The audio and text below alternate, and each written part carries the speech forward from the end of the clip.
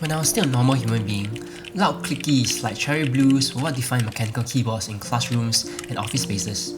If your keyboard didn't click, it ain't mechanical. However, with my first $100 or so, I got the Logitech G613 simply because the electronics store allowed me to type on the keyboard on display, and it was pretty loud. I didn't even know it came with tactiles, much less about the world of custom keyboards.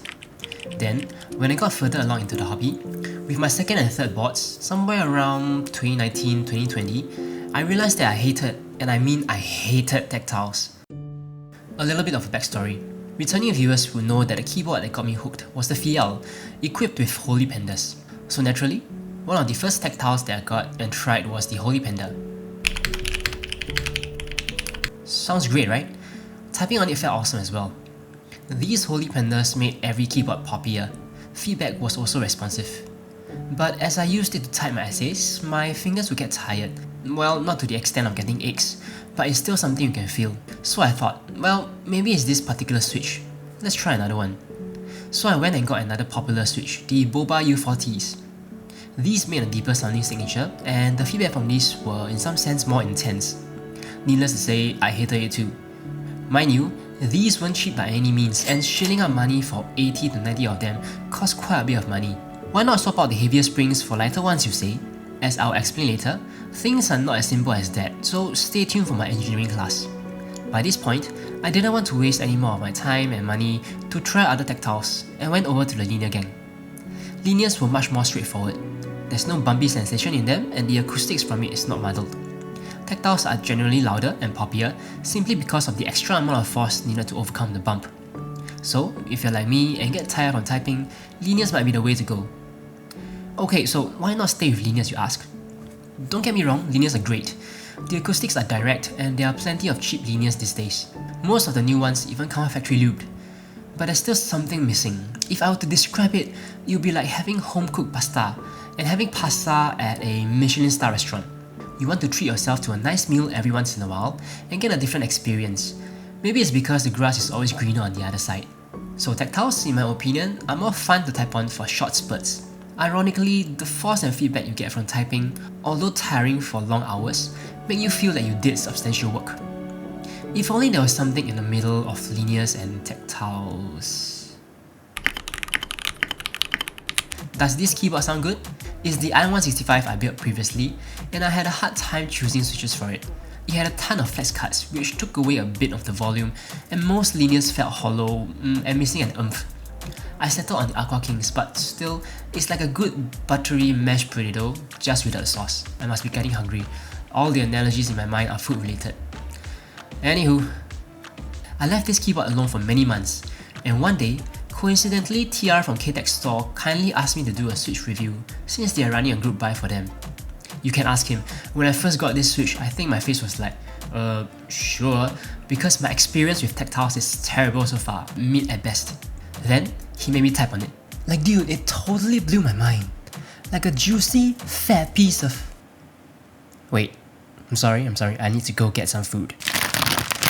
No more food analogies, I promise. Okay, where was I? Yes, enter Bsan, a company that has been manufacturing switches since 2017-2018. They have a standard lineup of Bsan red, brown and blue, but their famous one was the Bsan X switches that featured a new material, POC, generating some interest in their community. They are also a part of the Pandaverse with Designer Yoke, a universe coined by Theremin Gold. So a very colourful portfolio and involved in the community as well. Today, they came out with a new switch. Its colourway is inspired by Pink Hutt Lagoon in a great land down under. You guessed it, it's the BSUN Hutt tactiles.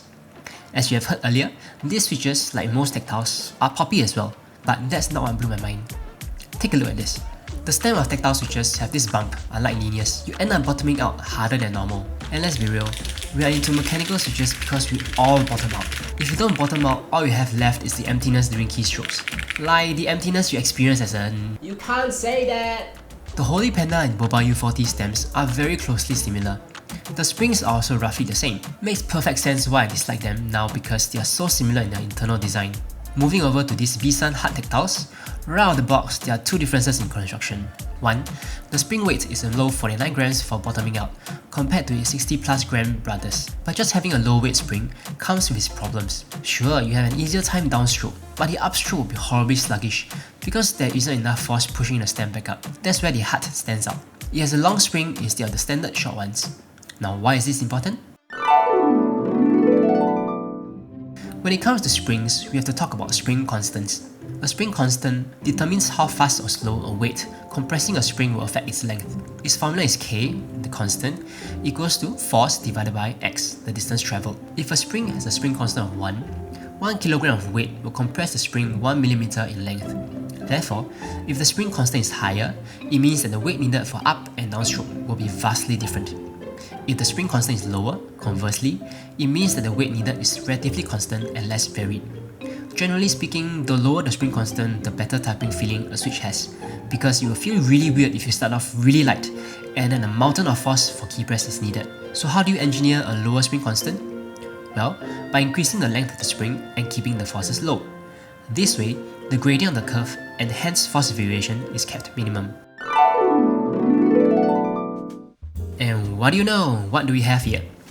The BSUN Hutt not only has lower spring weight, but it also has a much longer spring than these other tactiles I've tried. If I take the springs out and put them into these other switches, the typing feeling becomes immediately better. Therefore, it is not only a lower spring weight, but also a longer spring that will make the typing feeling softer and easier on the fingers. Did I also mention that they come factory lubed? I envy this generation of hobbyists. Back in the day, we had to hand lube 100 or so switches or pay someone else to do so for a keyboard build. As for the acoustics, the Hutt also has a surprise in store.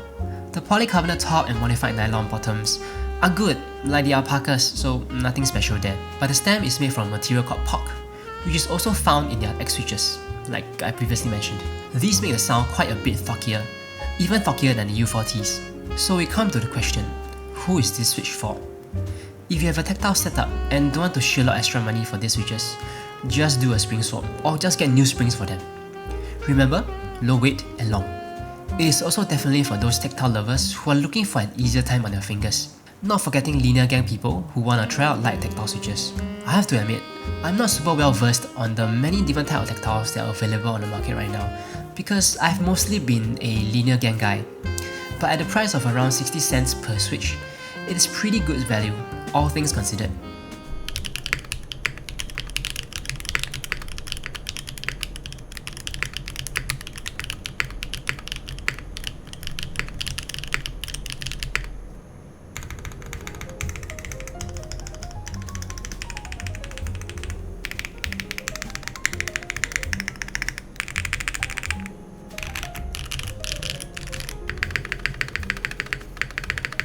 Alright, I'm done.